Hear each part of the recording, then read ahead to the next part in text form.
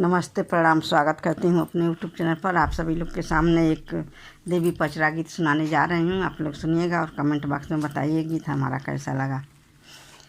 पहिला परग देवी धइली धरतिया हो कि मांगे लगली ना।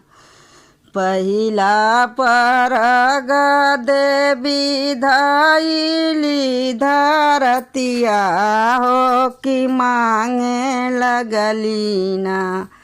मैया मोरी दूधवा की धरिया हो कि मांगे लगली ना।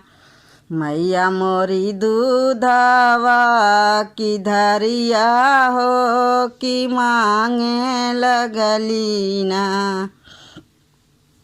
दूसरा परग देवी धइली भुइयावा हो कि मांगे लगली ना।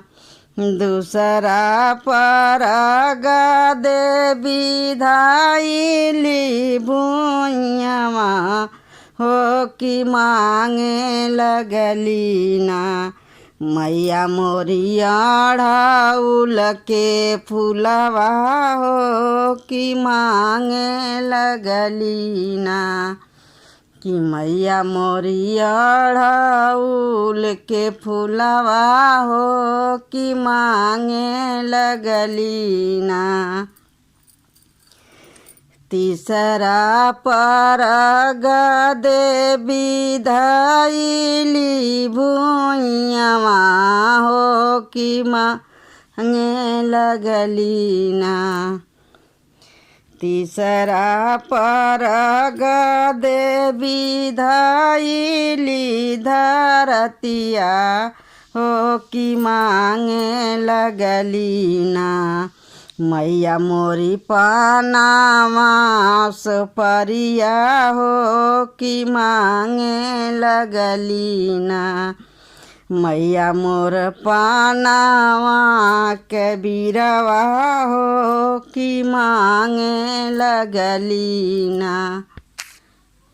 चौथा परग देवी धइली भुइयावा हो कि मांगे लगली ना। चौथा परग देवी धइली भुइयावा हो कि मांगे लगली ना। मैया मोरी मालिनी सेवकवा हो कि मांगे लगली ना। मैया मोरी मालिनी सेवकवा हो कि मांगे लगली ना। पाँचवा परग देवी धइली धरतिया हो कि मांगे लगली ना। पाँचवा परग देवी धइली धरतिया हो कि मांगे लगली ना। मैया मोरी सोनारा सेवकवा हो कि मांगे लगली ना। मैया मोरी सोनारा सेवकवा हो कि मांगे लगली ना।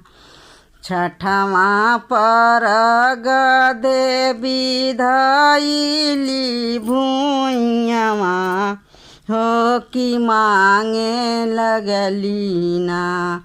मैया छठवा परग देवी धइली धरतिया हो कि मांगे लगली ना। मैया मोरया हीरा सेवकवा हो कि मांगे लगली ना। मैया मोरिया हीरा सेवकवा हो कि मांगे लगली ना। जय माता दी।